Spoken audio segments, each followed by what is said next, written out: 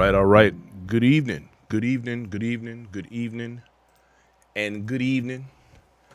Thank you for checking in. It's your host, Brian Forbes. This, ladies and gentlemen, is the Black Factor. And tonight is, or should I say today, is the anniversary of the assassination of one Fred Hampton, Black Panther, a very extraordinary brother. Good evening, Big Nate. I see you. Thank you for checking in. Mr. Marshall, thank you for hanging out with me. That's all my people from my Facebook feed. A couple of people from my Facebook feed. Ladies and gentlemen, if you are following me on Instagram, please feel free to check with me on Facebook or either Twitch or Periscope or even YouTube. You can check us at the Black Factor on any one of those platforms. Now, the only reason I tell my Instagram crowd that is because I want to make sure that you convert over. My Instagram only is going to last an hour, and today is going to be a very information-filled show. And especially for my people who are interested in the history of the Black Panther Party and how that applies to us today, as a matter of fact. Now, on December 4th, 1969, Fred Hampton and Mark Clark were brutally assassinated by none other than Chicago's own Gang in Blue. Now, I grew up in that city, and I can tell you that the police department, in my best opinion, has never been much different than a gang. So I'm gonna just keep it 100 with you. You know, they actually do retaliatory things, much like gangs do. They behave in very similar manners. So Fred Allen Hampton, he was born in Summit, Illinois. That is out west, I believe it is, in the city of Chicago. And he grew up in Maywood, which is on the west side. And in fact, the home that he was assassinated in is on the west side. It was at 2337 West Monroe, for those of you who don't know. Now, I'm gonna try to do this chronologically, but I need y'all to know I have information overload. You know, I always thought I knew quite a bit about the Black Panther Party, and it's funny when you start digging into these types of things that you realize how much you don't know. And I can assure you, I learned an awful lot these last couple of days. And if I learned a lot, trust me when I tell you, I'm getting ready to drop some stuff on y'all that you probably didn't know. I see you, Riri. Thank you for checking in. Melanie and Regina, thank you for hanging out with me. I see y'all. You're in the building. The information, some of the things that I ran across, and I found out a few things that I just didn't know. I had no clue about. I had no idea. And I'm gonna tell you about them tonight, though, because when you leave this show, you're gonna be that much more enlightened about what's going on. All power to the people. Now, apparently what happened was, now this is there's always two sides to a story, but what basically happened, and this is the part that, you know, we get in the mainstream media. I'm going to give you that part, but I'm going to give you some more to go with it. On December 4th at 4:35 a.m., the police had surrounded the house at 2337 West Monroe on the west side of Chicago, and had made plans to enter that property. And I'm guessing, because of course we'll never know the truth because they'll never tell it, I'm guessing that their entire intent coming through the door was to murder or assassinate Fred Hampton. Now, that brings us to this one little thing. When you start talking about a person like Fred Hampton, let's keep in mind that Fred Hampton was born in 1948, August 30th to be exact. Virgo, that's right, that's what's up. that it explains a lot to me, understanding what this brother was on. Now, he was, with all of the things that had been or was being accomplished, that brother was 21 years old. How many times have y'all heard me go on and on about the youth being the ones that make the difference in the movement of this country and the way things go and the way things need to go? Well, Fred Hampton was absolutely one of those people. In fact, he was what I would like to refer to as a phenom. His maturity and level of knowledge and understanding of the law, in my best opinion, go far beyond his years. I mean, he was a brilliant dude. I'm gonna get down to that. So Mark Clark, who was also in the apartment that night, on that cold pre-dawn raid that the police did on the building, apparently Mark Clark was sitting in the living room with a shotgun on his lap. Now, according to police reports, their intent was to enter the building, into the premises, with a warrant for illegal weapons. Now, let's talk about that. It amazes me how the only time weapons seem to be illegal is when people who look like this have them. I can't recall in the history of these United States any one time where any Klan headquarters, bunkhouse, storehouse, or anything else has been raided, or there has been a search for illegal weapons, not knowing whether or not there are any. But when have we ever had the occasion to see police bust in the door and murder as many people as they saw in their line of sight to serve a warrant? During those times in the 60s, that was when they would use a lot of tear gas. Well, if they wanted them to come out, why didn't they use tear gas? Because that wasn't their intent. And you have to remember that during this time, there were some very precarious, nefarious individuals in power. Okay, so Mark Clark, who was sitting in the living room with a shotgun on his lap because he had watched that night, and needless to say, everybody knew that the police were gunning for the Panthers for a multitude of reasons, not to mention the there was an earlier altercation a few weeks earlier where 2 Panthers were killed, and I think a couple of police officers were killed as well. And it always seems to only be a problem when people intend to defend themselves. See, you got to understand that the Black Panther Party was called the Black Panther Party for self-defense, not just the Black Panther Party. They had a purpose. And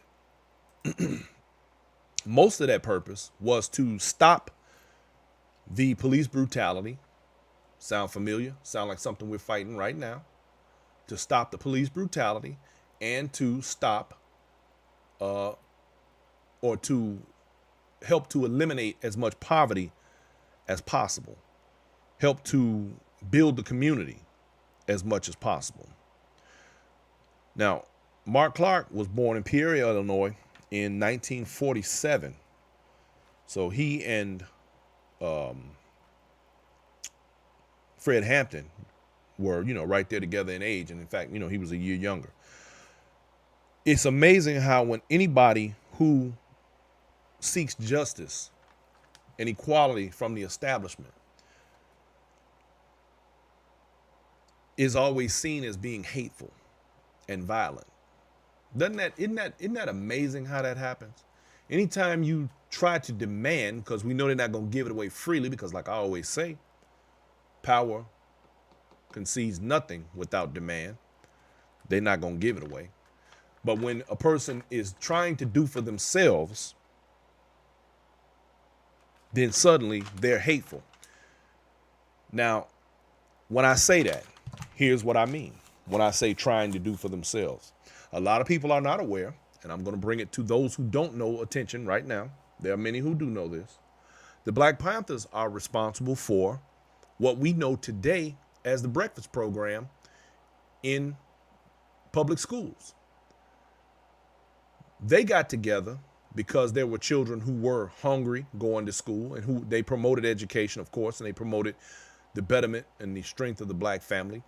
But because these children many times were going to school hungry, they made sure that children within the community got a chance to eat. So they set up breakfast kitchens. Didn't cost the kids anything, and this is what they did. Now, and I'm going to add, Dennis McCullum stated that Black Panther Party started sickle cell testing in the community. Yes, they did.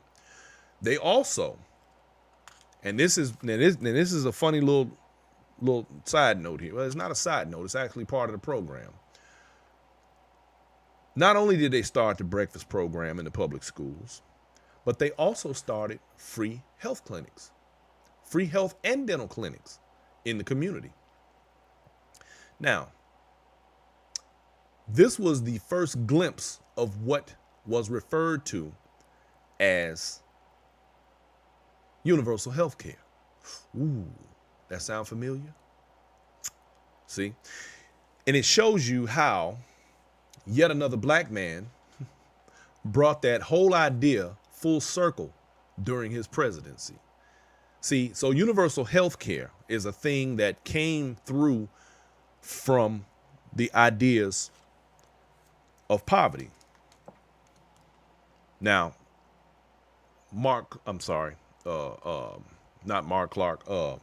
Fred Hampton stated on many occasions that revolutionary politics are about poverty.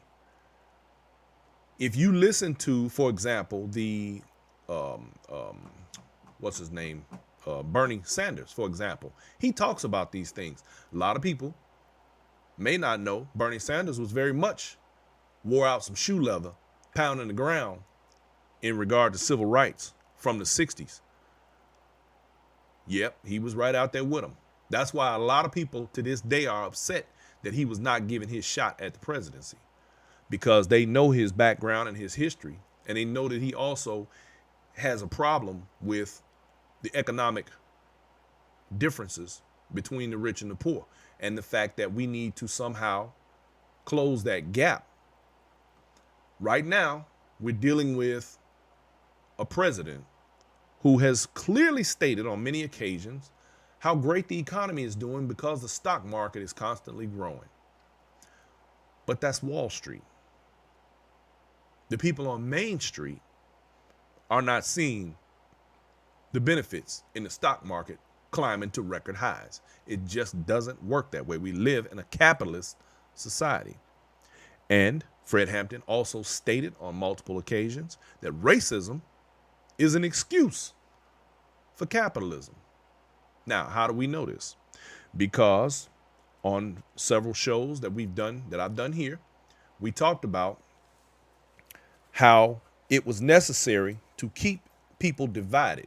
This is how racism in this country actually began. It was brought about for the sole purpose of economic gain. The division created enough distraction for the rich to continue to get richer and the poor to fight one another and stay subservient to the rich.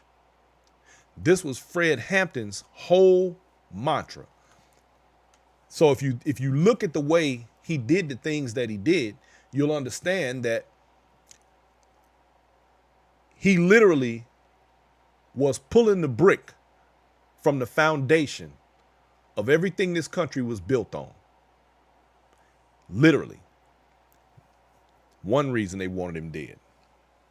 Now, at the time of his assassination, there is a little known figure. Well, not little known, because there are people from where I'm from in Chicago, we all know him. His name is Bobby Rush. Bobby Rush is today a U.S. congressman, 1st congressional district, as a matter of fact, for the state of Illinois. And Bobby Rush was, at that time of the assassination, the Minister of Defense of the Black Panther Party. And in fact, an officer was heard stating that they were going to get him next. In fact, they tried to get him that same night. But when they kicked in his door, he wasn't there. So they weren't able to get him. And he then began serving the people from that moment forward. And we thank him for his lifetime of service, in fact. And he is now still a sitting congressman in the U.S. House. So that's a good thing, because at least we have people who understood what was going on, understands what's happening, and knows where we need to be going. During the time of all of this, I want to name some names. Some of you may be familiar with, and some of them you may not. At the time, December 4th, 1969, there was Richard Nixon, who was the president at the time, racist as hell. We had J. Edgar Hoover, the cross-dresser. No slight against my LGBTQ people.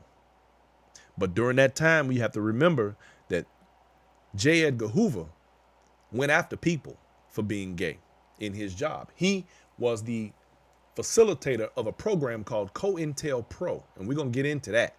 That was an illegal program that they used to spy on what they called subversive groups in this country, and actually brought down a lot of them through infiltration, agent provocateurs, and people who just had an axe to grind.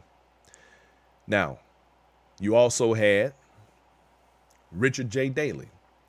A lot of people who are not from Chicago don't know that Richard J. Daley was basically a mobster. And if he wasn't, he had enough power and control, damn near, to control not only the state, but politics outside the state. Richard J. Daley was a very, very, very influential and powerful man. Very influential. And also a racist. He, in fact, worked overtime to make sure that the city remained segregated. Chicago, till this day, a lot of people may not know this, is one of the most segregated cities in the entire United States today. If you go to Chicago, you will literally have to be careful what neighborhoods you travel through. You are going to get funny stares if you travel in the wrong areas, because you don't belong, and they know you don't belong. The same as when they come into areas that we are in, black folks. Everybody knows the game. Martin Luther King Jr. once said that he has worked all over the South seeking equality for black people. And Chicago has the most vicious and dangerous people he has ever encountered in his civil rights work. And we talking about a northern city. We ain't talking about down south. We talking about up north. But here's the funny thing about that. And here's the part where I started really learning some stuff. Fact is, usually when we talk about migration and, how black people migrated from the South and started to move north for better opportunities, jobs, and, and better living. Guess what? There were a lot of white folks who also migrated from the South up to Chicago. There were a lot of Puerto Ricans, literally from the island of Puerto Rico, that migrated to Chicago. Now, see, I never thought about this. It makes sense, but it's something that I never thought about. And all of the times when I talk about, when we talk about the migration and people coming from different places into major metropolises where there's work and there's money. And we know in the big city, there's money. Now, lastly, in those group of people that we talked about, there was a man named Edward Henrihan. Henrihan was the state's attorney at the time in Chicago. Racist as hell and a liar, basically. Because if you go back, and I'm gonna tell y'all, I got right now. I'm sitting on information overload. My head is about to explode. I got so much stuff crammed in here. I'm telling you these things, like many other things. When I talk to you about them, I'm dropping seeds. There's a lot more to learn. There's a lot more to see. You literally need to just follow up on some of the things that I'm talking about if you want the really in-depth and detailed information. But Henrihan was a tyrant, basically, and white people could do no wrong, and black people were the scum of the earth, as far as he was concerned, in my opinion. Now, the people who migrated from these other cities, not only black, but white, and we talking about white Southerners, and we talking about Puerto Ricans, found out that the Lincoln Park neighborhood in Chicago, which is just north of downtown, ended up becoming 40% white. 40% Puerto Rican. In other words, they basically, kind of took over had that area on lock over there. They were gentrified out, needless to say, eventually. But here's the crazy part. They were fighting similarly to black people and the Black Panthers, as were another group who were white. Now, because here in the thing that bonded all of them was poverty. They was broke. Money brought everybody to the same table, regardless. Fred Hampton had a way of making people understand that you're no different, that they were all in the same boat.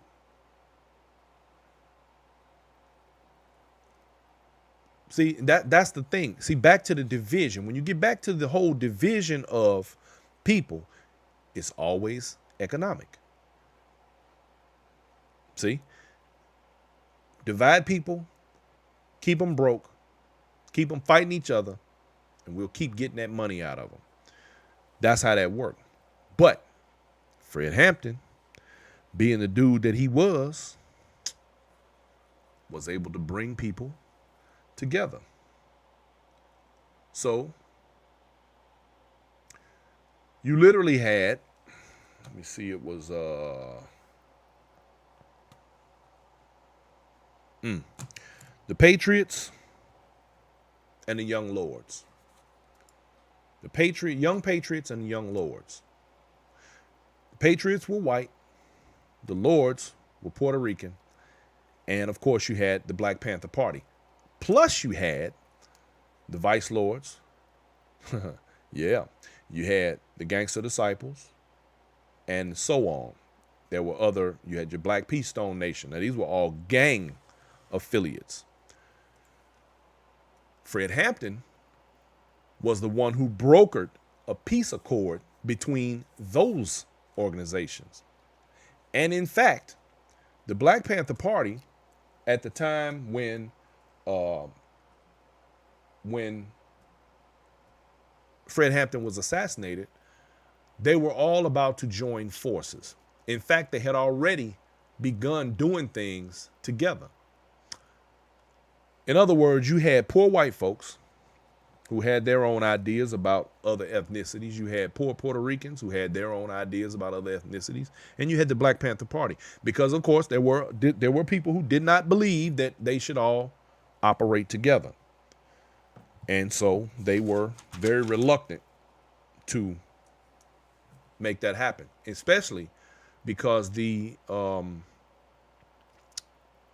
Patriots wore Confederate flags as part of their symbolism in their organization. Like, they have Confederate flags. A lot of people didn't like that. They thought that was, of course, we all know why.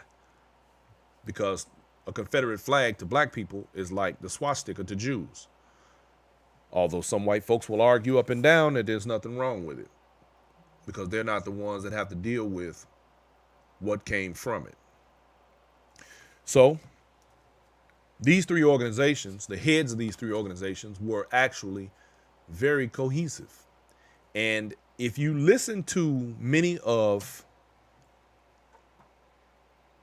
Fred Hampton's old speeches, you will find that he was very much about, not about black, not about this or that, when it came to race, but he was more about the people. Now, you got to understand just how dangerous that is in today's world. When you start talking about empowering the people and the divisions fall away because they're no longer fighting each other because of the way they look, but they're actually fighting to keep eating. See, now you're doing something different. And that within itself is a problem. So let's see here. Let me bring this up. So we always say the Black Panther Party that they can do anything they want to us.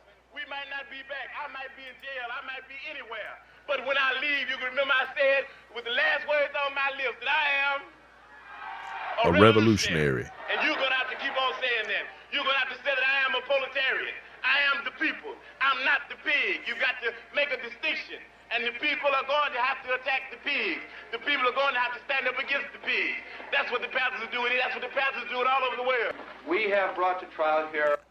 All right, so you get an idea of the fire that man was spitting at the masses.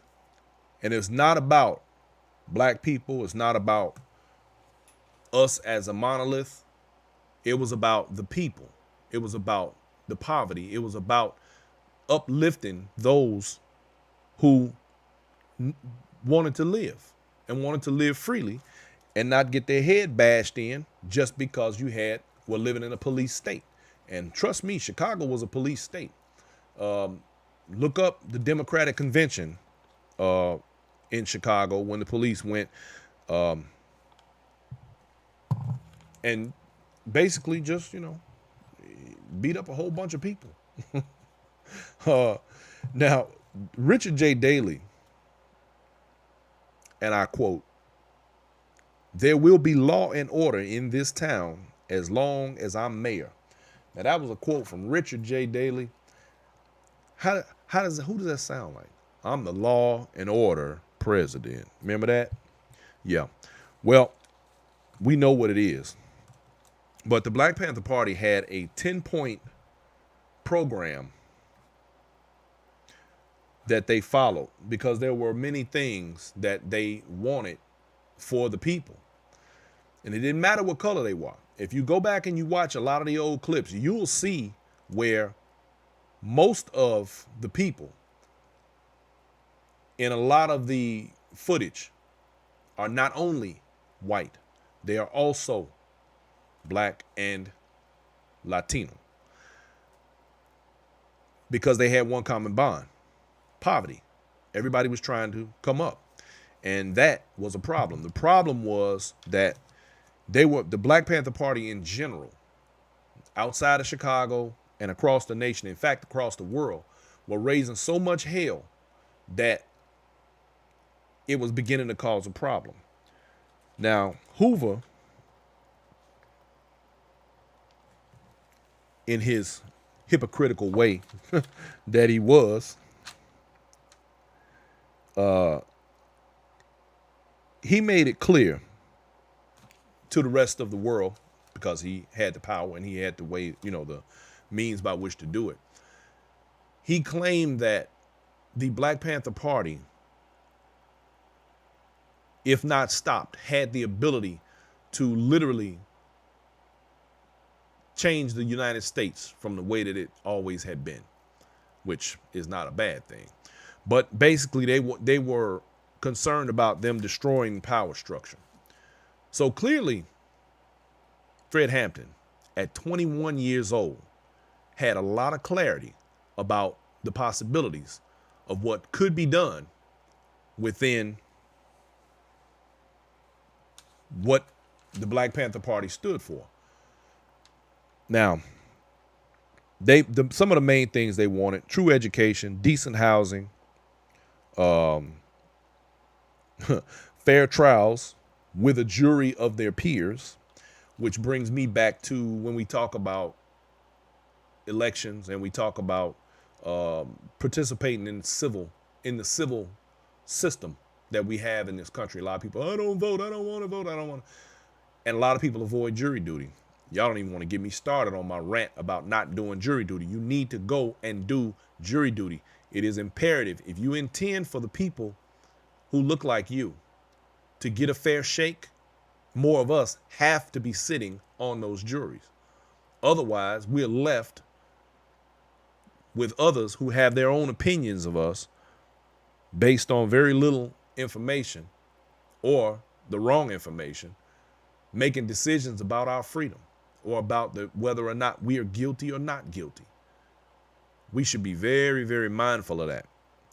So, fair trials with a jury of their peers and to end police brutality, which all of these same things, you can't name one of them that is not taking place right now today that we have to be mindful of. Every last one of these few points that I just mentioned, this is not even the 10 points. This is just the basic stuff. Education, real equal education, not the kind where the kids got to fight over the books and that type of thing.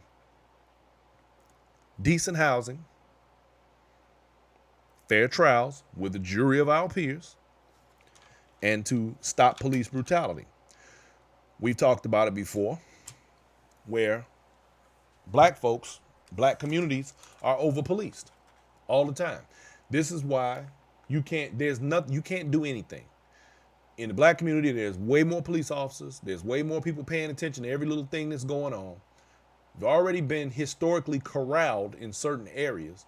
See, that takes us back to the show we did when we talked about redlining and the way a lot of these communities were developed historically from the 40s all the way forward. And there's still many of them in the same situation and condition today. See, all of this is systematic. And it all has come full circle. So people, when they talk about they're not interested in history and they don't care about, what happened before. You have to care, because this is how we end up getting to where we are. Now, how many people have heard of the Rainbow Coalition? That was something that everybody thought Jesse Jackson came up with. Nope. That was the work of none other than the Black Panther Party and Fred Hampton, the chairman of the Illinois chapter of the Black Panther Party. Okay? What he called it was the Rainbow Coalition. This was because the other organizations of white and Puerto Rican people began to come together. They began to march together. They began to protest together. And they began to organize. This is a direct threat to what we know as these United States. There was a program, and now it's time for my shameless plug. I wrote about it in this book, The Black Factor. If you don't have your copy, order one now. You can get it off my website, bmforbes.com. Inside there, I talk about the COINTELPRO program, which was a program that was created during Hoover's term as FBI director, which he had been for decades. This man literally controlled a multitude of people's lives. You ought to do your homework on J. Edgar Hoover. That dude right there. He single-handedly did so much damage to this country. It's unreal. He's the reason why right now today there is a 10-year term limit on any director for the FBI so that no one else will ever have that much power and control over people. He literally controlled an awful lot of things and an awful lot of people. Well, the COINTELPRO program was basically a spy program. Now, if you look at the history, Puerto Rico became a part of the United States by force. Puerto Rico did not want to be connected to the United States, and there were groups and organizations from Puerto Rico who were considered by the United States government to be subversive. They were considered to be dangerous, and they wanted to stop the United States from basically sucking them up, annexing them. See, there's still a lot of resentment with Puerto Ricans for the United States today, especially after y'all's president went over there and threw paper towels at them. They already don't want to be a part of this, but they are. And this is yet another part of this situation that is just not, it ain't cool. So the three organizations began to come together, and they weren't fighting each other anymore over the trivial nonsense of what color you are, what color I am, and that type of thing. It was more about what can we do to take down the power structure that keeps us all in poverty. Okay. Now, this Rainbow Coalition, or what they say, poor people's power. That's what it was. This was your first Rainbow Coalition. This is what Jesse Jackson did was a spinoff of this Rainbow Coalition. And it's what he used as his platform when he ran for president, his Rainbow Coalition, which, of course, like I said, he did not, he didn't generate the idea, but he did bring more attention to it, or at least try to. I don't know if the message got watered down, diluted, or what happened with that. But y'all know what it is. So when let me see, I got a couple of when the police brought themselves to let me turn that off. When they came to I want to show y'all this picture. When they came to Fred Hampton's residence on that night, it was pretty cold outside. It was 4:35 in the morning. He was actually asleep. Now, of course, you would think that by somebody knocking and kicking in your door and firing guns, you'd wake right up. You would think that. But guess what? It turns out he had been drugged. He had been drugged by someone who had a very self-serving agenda. This fella right here, his name is William O'Neal. William O'Neal was a snitch. William O'Neal got his 30 pieces of silver, if you will. The Judas Iscariot of the Black Panther Party. That is him right there.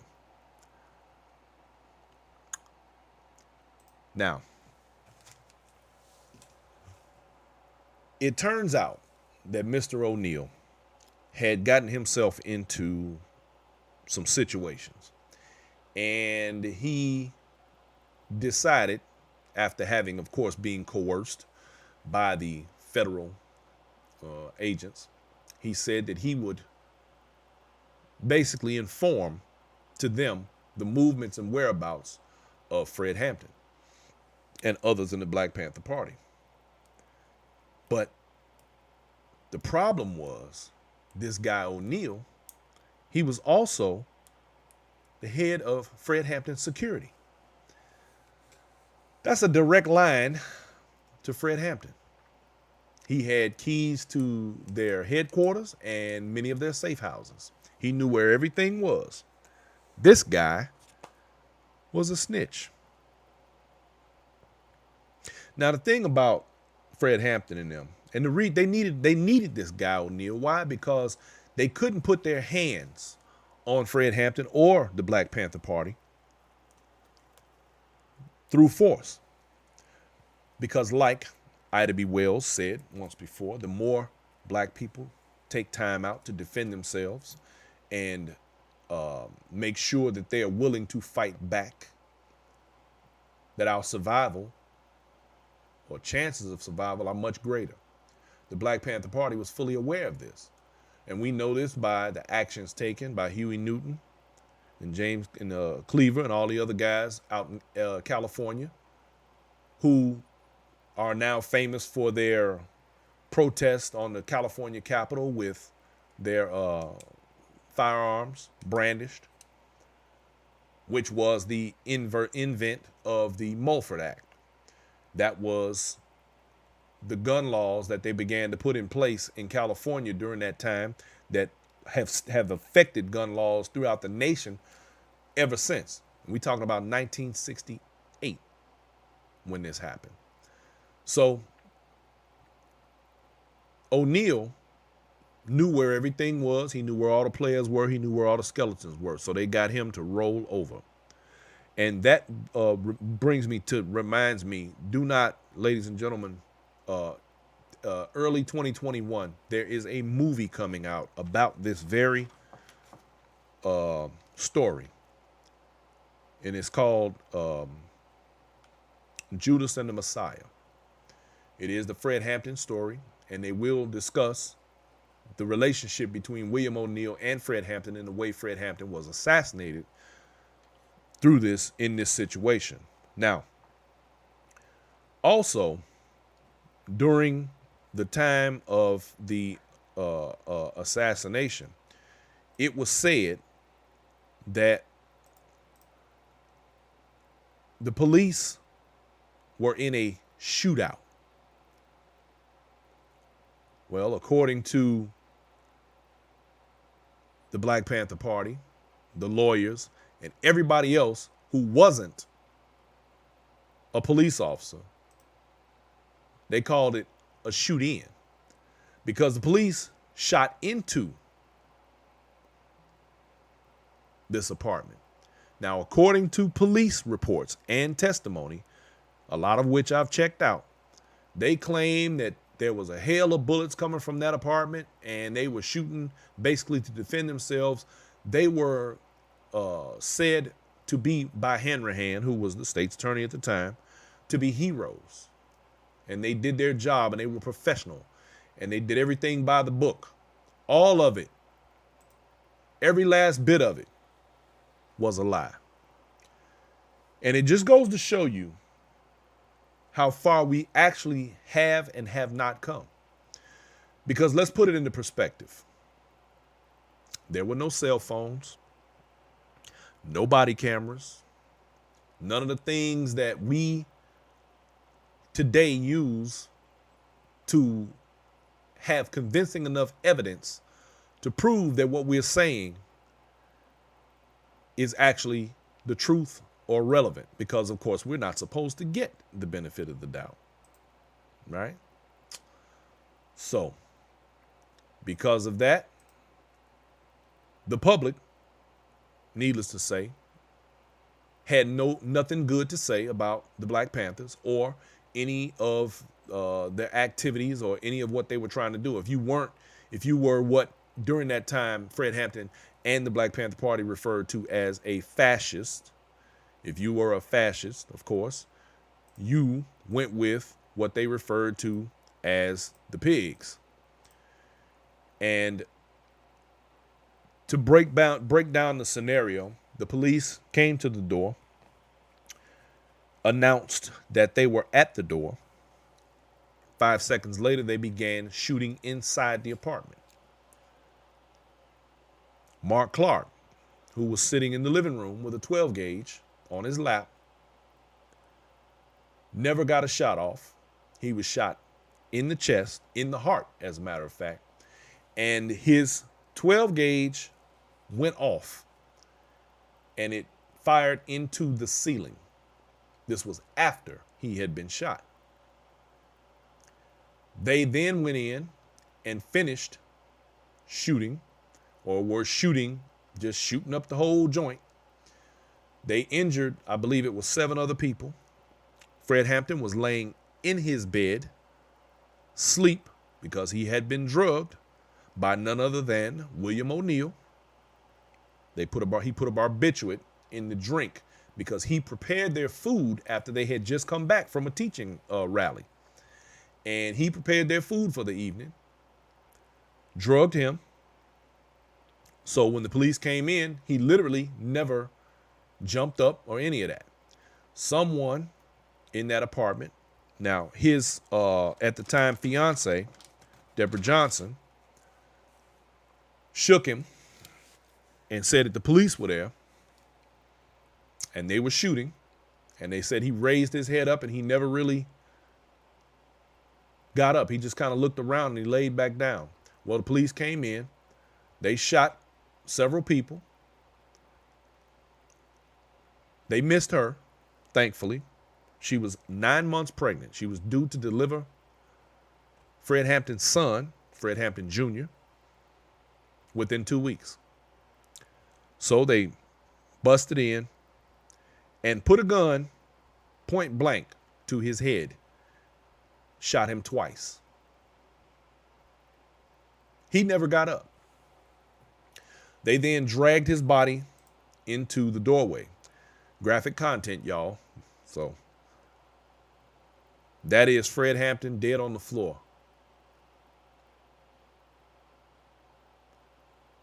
Now, from there, apparently the police department never did secure the location after the killing. So people were able to actually go in and take pictures, and the Black Panther Party began giving tours of the apartment to show that there were no weapons fired by anyone within the apartment during this so-called raid. There were none. There were no shots fired. The only shot fired in the entire time while this was taking place was the one fired by Mark Clark after he had been shot through the heart as a reaction. It was a reactionary, you know how your body, well, you don't know, but your body clenches up after something like this traumatic happens. And this is what was Chicago's finest. They're very pleased with themselves, very happy, smiling, all smiles. I'm sure if they had high fives back then, they'd have been doing those with each other after their murder of Fred Hampton. Now, these are some of the things that historically, you know, they don't want to, they're very careful about the way these stories get crafted and the way these things are laid out. But just goes to show you how people really are. He is currently buried in Hayesville, Louisiana. And there have been a few occasions where this has been done to his tombstone. People went out and shot up the man's grave. No peace even in death. That's tragic. But this is what we have and have had to deal with throughout the history of these United States. Or justice. You don't deserve it. According to people that are willing to go this far.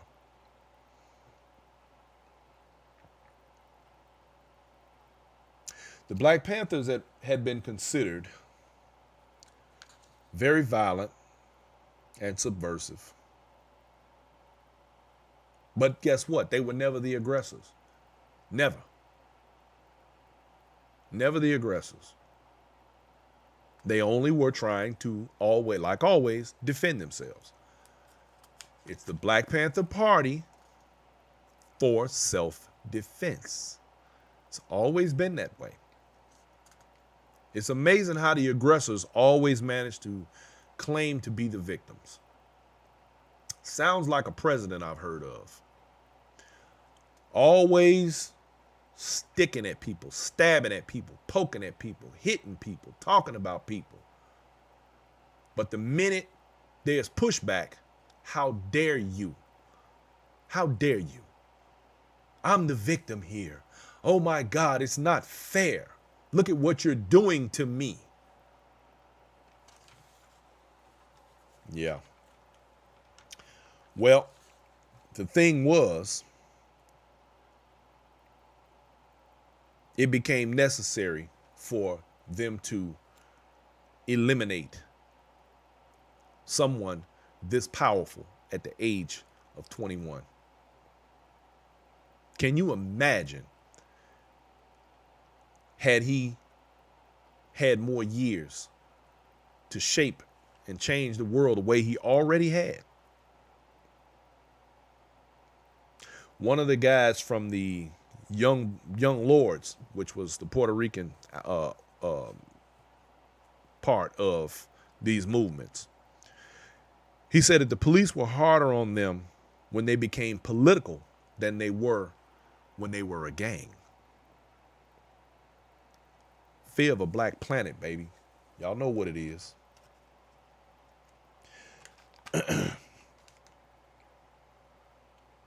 So I want to talk more about this COINTELPRO. Now, COINTELPRO is the same spy program, that's what I'm going to call it, the spy program, that was used to keep up with Reverend Dr. Martin Luther King. COINTELPRO is the reason why anybody ever suspected that Dr. King may have had a mistress. The only reason that people knew certain things about Dr. King is because they were in the record of the FBI in this COINTELPRO program. The COINTELPRO program was dismantled after it was exposed and found that it was illegal.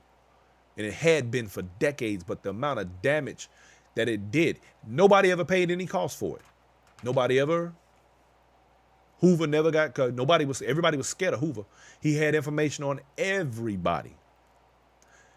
And right before he died, he had so much information. Nixon was worried about what all the information that he had. So he sent some people to try and get this information, but Hoover's secretary beat them to it, and she shredded everything. Never did a day. And then don't they call that destroying evidence? Imagine that. Well, here's another thing. It turns out that there was another organization. Now, y'all remember when I talked about, when I got into the whole thing about, when we were talking about Black Lives Matter and we were talking about the protests and all the things that were going on months ago. And I always talked about agent provocateurs and other people who would inject themselves into a movement for their own purposes. Well, prime example. There was an organization during this time called the Weather Underground, SDS. The Weather Underground was a domestic terror organization, basically. And they, in fact, invoked the name of the Black Panther Party during some of their shenanigans. So dig this. Fred Hampton denounced any affiliation or connection to them because they kept using the Black Panther Party as to say that they're a part of it, which is very, very similar to the way right now you have people who are claiming that the Black Lives Matter is connected to Antifa. See, Antifa is your Weather Underground of 1969 and on, because they did a lot more damage after 69 into the 70s. And Black Lives Matter is your Black Panther Party, just to give you a reference. So the Weather Underground, right after Hampton's assassination on the 4th of December of 1969, on the 6th of December of 1969, they did a bombing campaign. They blew up a bunch of police cars and a few other things. That's how serious Weather Underground was. And this is why Fred Hampton distanced himself, or tried to, from what they were about. But everybody wanted to get on board. Dennis McCullum, you are absolutely correct. History repeating itself, and this is why I say all the time how important history is, and if you don't know it, you're doomed to repeat it or get caught up in it. And here we are, all over again. 51 years later, this is the 51st anniversary right now today at 4:35 this morning of the assassination of the chairman of the Chicago chapter of the Black Panther Party. 4:35 in the morning on this day, 1969. And like was stated earlier by Riri on the Facebook feed, gotta watch them snakes. You got to watch them snakes, man. Authority has zero respect for anyone who fights back. The Black Panther Party was about that life. They were fighting back. Now, according to William O'Neill, the snitch, the Judas Iscariot of the Black Panther Party, he didn't believe that they were going to kill Fred Hampton. He thought that he was just going to provide some information. But you got to ask yourself, what would he be thinking? What would he think they wanted this information for? Was he going to live with Fred Hampton being locked up, arrested, put in the penitentiary as a political prisoner for the rest of his life so that he could save his own skin? What did he think was going to happen? Knowing that it had resorted at this point in history to gunplay. He claimed he didn't believe that the police were going to kill him. He was basically trying to get himself out of trouble.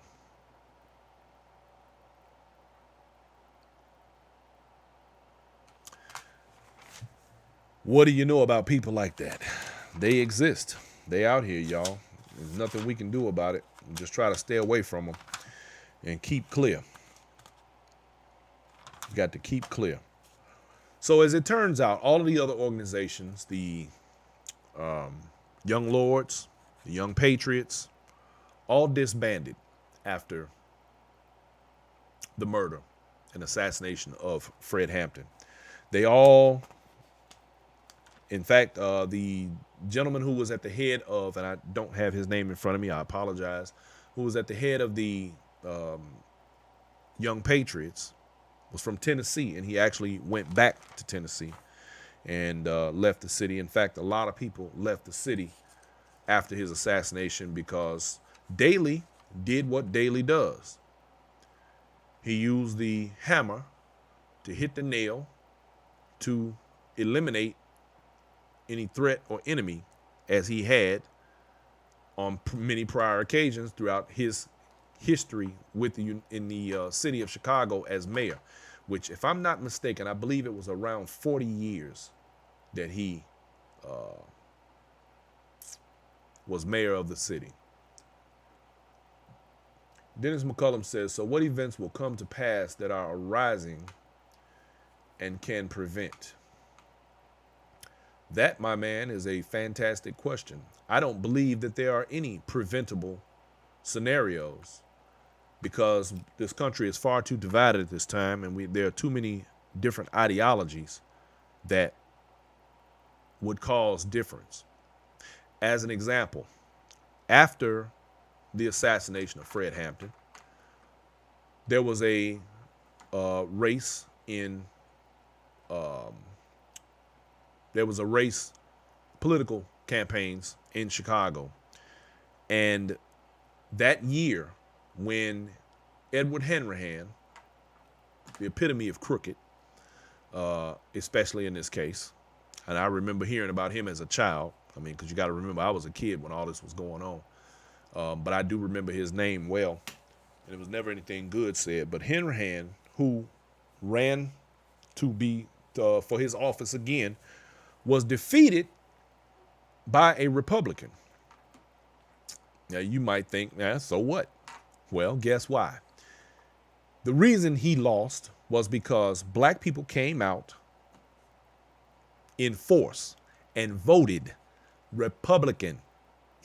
They voted for a Republican. Everybody else on the entire ticket during that election was Democrat that won.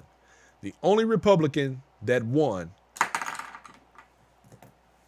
beat Edward Henry because of his involvement, his lies, his double dealing, and underhandedness and murder of Fred Hampton. On this day, 1969, 51 years ago, that is what he did. I like this picture right here, y'all, with my sisters. All power to the people. They're looking good right there. We need to see more of that. More unity in the community, y'all. So it turns out. Now, quick point. When you think about and you ask yourself what the United States government and local government was afraid of, I'm going to tell you. Y'all see how Twitler has all of these followers that don't care what he does or says that is patently wrong. They don't care. They love the man. This is what these people were afraid of in Fred Hampton. J. Edgar Hoover said himself that they could not afford for him to become a Messiah. They could not afford for this man to be in the ear of blacks, whites, and Hispanics. But here's the even more interesting part. He wasn't just in the hearts and minds of blacks, whites, and Hispanics. He had begun connecting globally with people in poverty, people in other countries. People used the Black Panther movement as momentum of their own to fight oppression globally. You got to understand, this thing runs deep, deep. And I'm going to say this again. What's the most amazing of all of this? 21 years old. That man was 21 years old. Listen, I encourage you. I'm telling you, if you ever get a chance, just go on YouTube, go on some of these platforms, just watch some of the footage, listen to some of the speeches. The man talked fast. Man, like a machine gun, he be out there. And he telling you the game, he giving you the whole game. And what's crazy about it, nothing has changed. What he was demanding hasn't changed as far as our needs. What he got for his demands hasn't changed yet. We still are fighting for the exact same things, but nobody is ready to run out there and beat a man.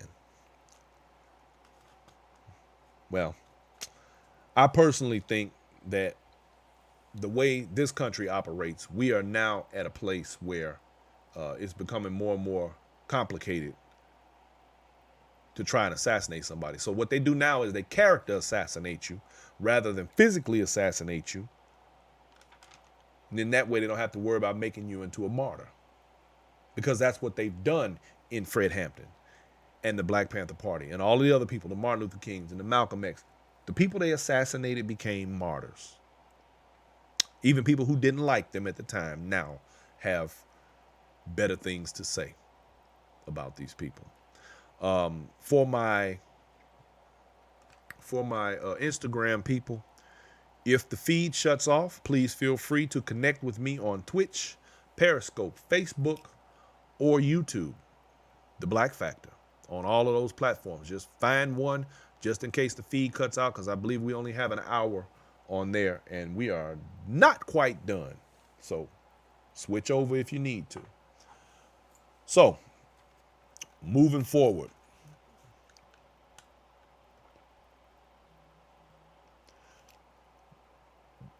In 1972, like I said, during these times of election, one of the gentlemen who was a part of the Young Lords ran for alderman, and he won. And Bobby Rush, at that time, ran for alderman, and he won. Bobby Rush has served politically for most of his entire life.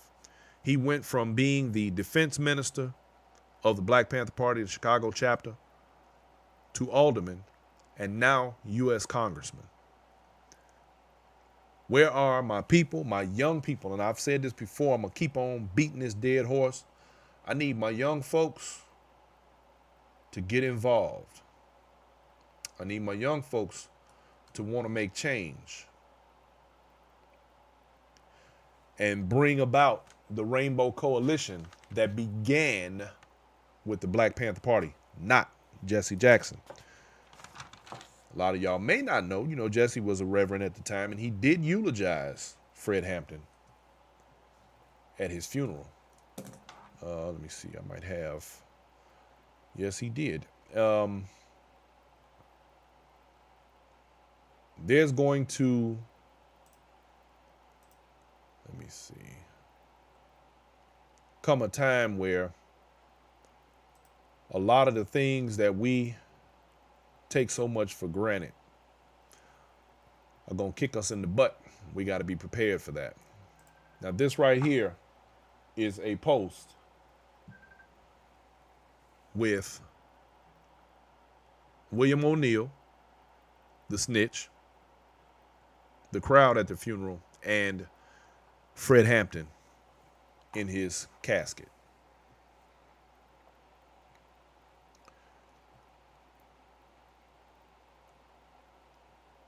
Okay.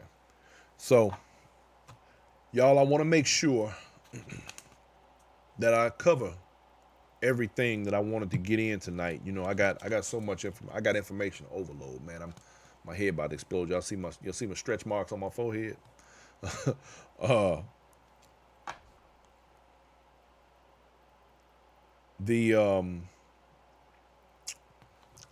know I had some other stuff here I wanted to show y'all, but oh well. We'll just keep going. Anyway, the main thing is that today is a day that we need to be able to, I don't want to say celebrate, but remember. And remember why we're where we are and how we got here. And Fred Hampton had an awful lot to do with that, despite many people not really understanding that that is true. Revolution has come. Time to pick up the gun. Revolution Y'all hear that? time to pick up the gun. The revolution has come. It's time to pick up the guns. Now, y'all know, how many times have I said, you want gun laws to change? You want to see something different? Let every black person go out tomorrow and apply for a gun permit or go buy guns. Go watch what happens.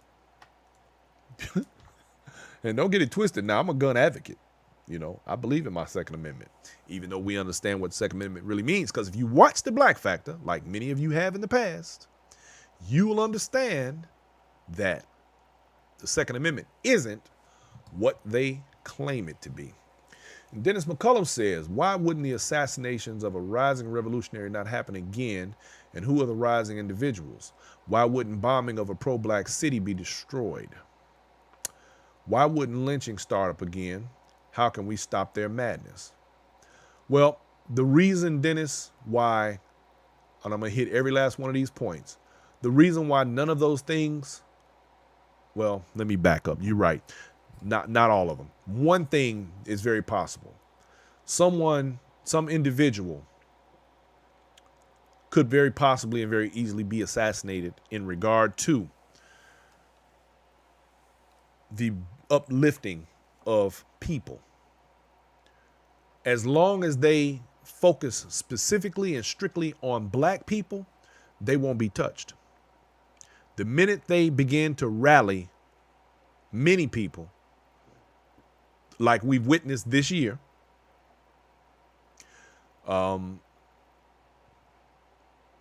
like Fred Hampton said, you can do anything you want to a revolutionary, but you cannot do anything to a revolution.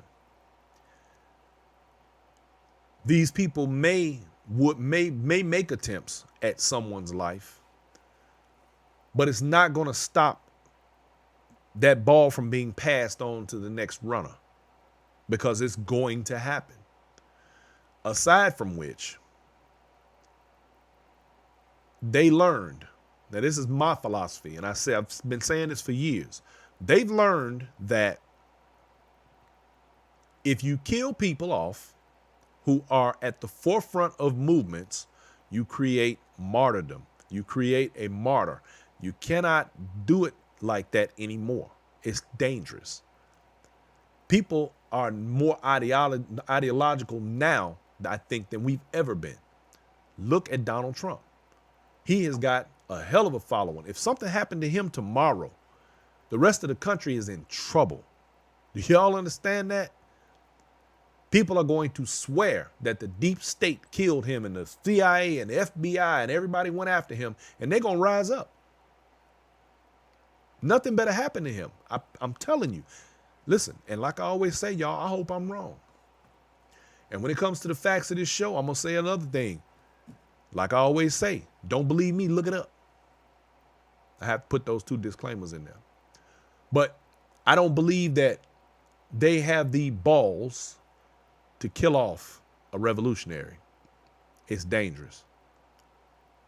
And I don't mean that Trump is a revolutionary. Don't get that twisted. Lynching and other things like that, what you're saying, would not come to pass, because we no longer operate, number one, in fear. So you got to remember, everything that's ever been done to people around the world by colonizers has been done out of straight up violence and fear. Well, we've learned from a very good teacher to be equally as violent. We're not afraid. So not so much, number one. Number two, you have to also remember that we are not alone in this. Just like we weren't alone in slavery. There were people, white people, who fought against slavery. There were white people, they were called abolitionists. There were white people who assisted in the Underground Railroads and other things to make it possible for slaves to escape slavery. Or should I say, for Africans to escape slavery. There have been a mass showing of people of other ethnicities and races at every last one of these marches this year. Kyle Rittenhouse, a white minor, because he definitely was not of age, who shot and killed 2 people in Wisconsin this year who were also white. That's how you know that the ideas of the past are going to inadvertently and eventually be the demise of those who will try to further those causes. It's not, part of what gets these people in trouble is because they still think the way they did 100 years ago. And they think that that ideology is actually going to work today. They might get away with a little something here and a little something there. But even with all of the empowerment that Trump has given to racists and bigots and just general fools, they're not that bold. They may appear to be. They go and they wave their guns around and like they got something to prove. But trust me, it's a whole different animal when you start pulling the trigger. And it's even more crazy when somebody's pulling the trigger back at you. So let me put it this way. I suspect that anything that comes forward will probably be something else that we haven't seen before. Everything else we've already seen, none of that's going to work. You can kill a revolutionary, but you can't kill a revolution.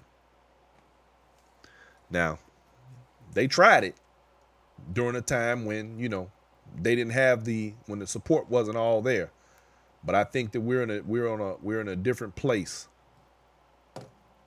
right now today. I believe that. And hell, I could be wrong. But we'll see.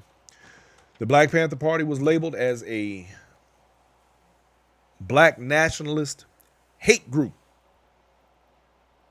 all run in Chicago by a man who was 21 years old,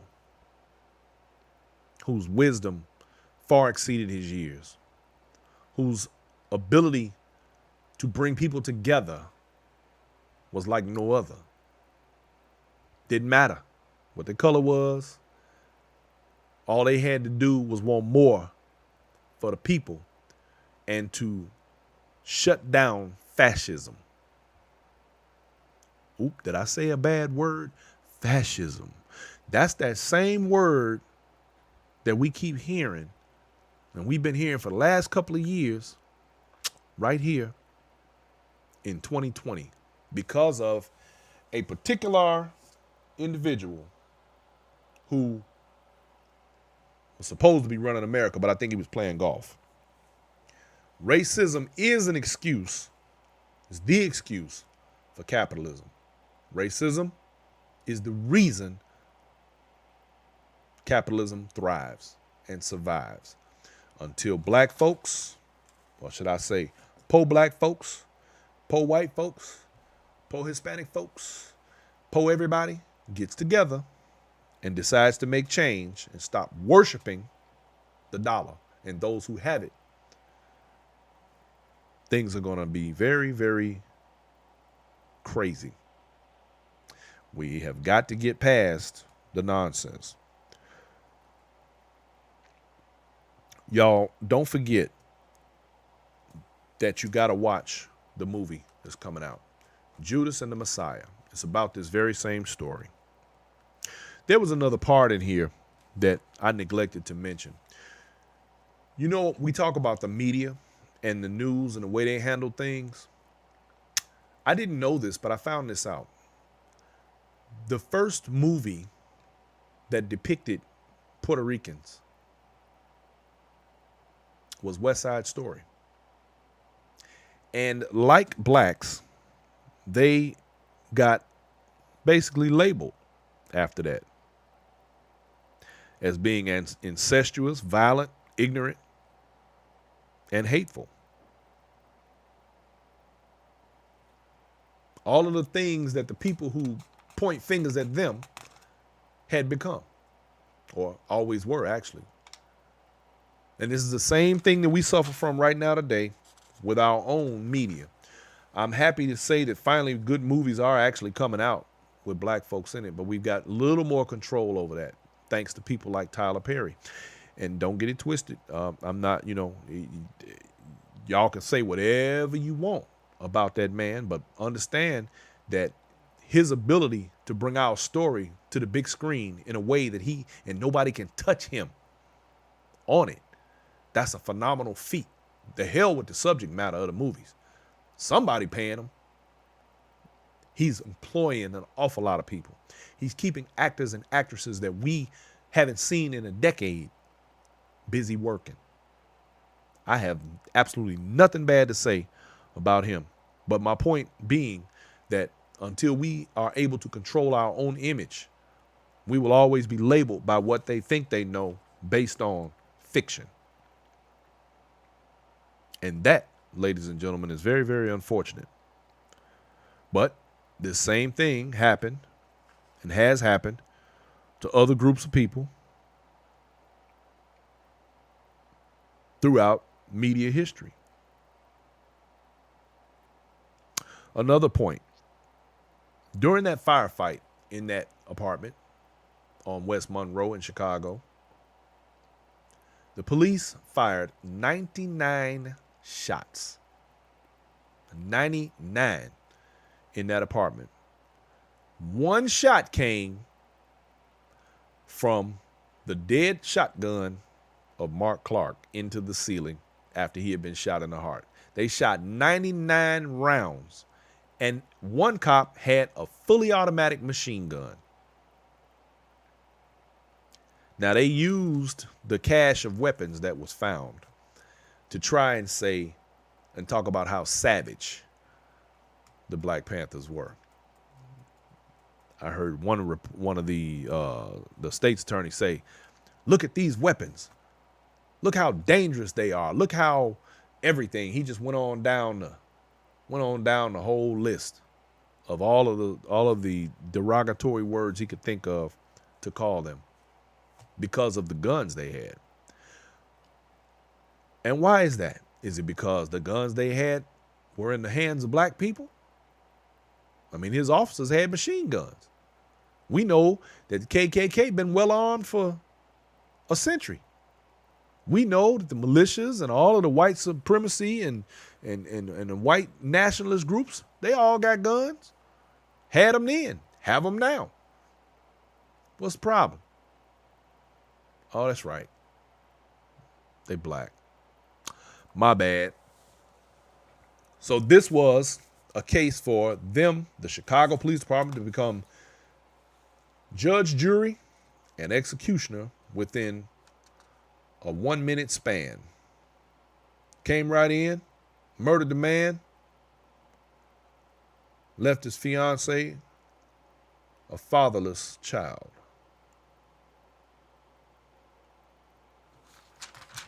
And here we are again.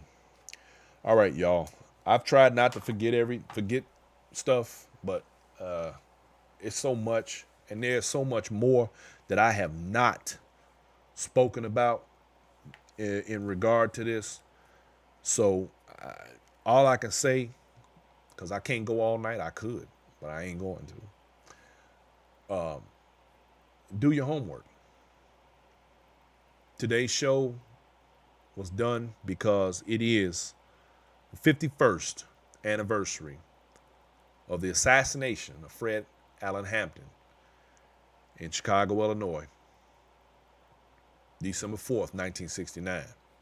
So I wanted to pay tribute to him, point out some facts, talk about why it's important that we know what has happened in the past and what we need to do to move into the future by understanding everything that has already happened. The more we understand about what's already happened, the easier it is for us to move forward and understand, moving forward, what has to happen in order for our survival to be imminent. So I'm going to leave you with this last shot of my man Fred Hampton in his glory at the podium doing what he does best. I encourage you, go to YouTube, go to one of these other platforms, watch the man speak, listen to what he has to say, listen to the stories, check out the facts. It's deep. It's real deep.